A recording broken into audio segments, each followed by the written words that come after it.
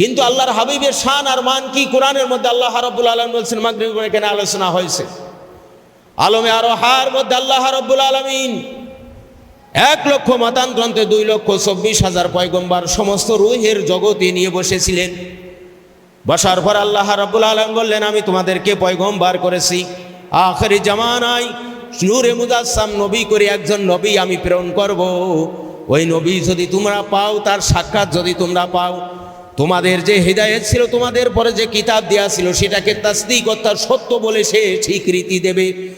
ওই বিশ্বনবী মুহাম্মদুর রাসূলুল্লাহ সাল্লাল্লাহু আলাইহি সাল্লামকে যদি তোমরা পাও, তাহলে তার কাছে কলেমা পড়ে তোমরা মুসলমান হয়ে যেও, তোমাদের নবুয়াতি ওই সময় রহিত হয়ে যাবে। তাওয়ানু আলাল বিররি ওয়াত তাকওয়া, নেক এবং তাকওয়ার কাজে তোমরা তাকে সাহায্য করবে। সুবহানাল্লাহ। হ্যাঁ, সব নবী রাসূলের রূহ নিয়ে আলমে আরোহায় বসে আল্লাহ তাআলা মিটিং করলেন, তাদেরকে উপদেশ দিলেন যে আখেরি নবী যদি আসে তোমাদের নবুয়াতের মধ্যে, তাহলে তোমাদের নবুয়াতকে তারা কি করবে?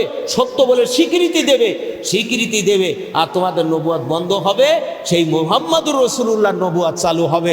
তাকে নেকের কাজে, তাকওয়ার কাজে, দিন প্রচারের কাজে সামর্থ্য অনুযায়ী কি করবে? সাহায্য সহযোগিতা করবে। এই সলিমুদ্দিন কলিমুদ্দিন বলেছে। হ্যাঁ, কাদের বলেছে? পয়গম্বরু কারুজাম দেখা দে খোদায়, দারে মুদাররিস মিলা দে খোদায়া। সুবহানাল্লাহ। পয়গম্বরদেরকে বলেছেন আল্লাহ। আল্লাহর হাবিব সাল্লাল্লাহু আলাইহি সাল্লাম দুনিয়ার বুকে তাশরীফ আনলেন। আল্লাহু আকবার। যখন তিনি নবুয়াতি প্রচার করতে থাকলেন, কুফারে কুরাইশগণ বললেন যে আমরা ইতিমের কাছে বয়াত গ্রহণ করব না।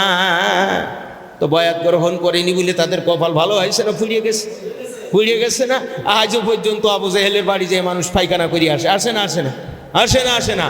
আল্লাহর হাবিবের বাড়ি, হ্যাঁ, সেখানে সম্মান করে, চুম্বন করে কি করে না, কিয়ামত পর্যন্ত চালু থাকবে না?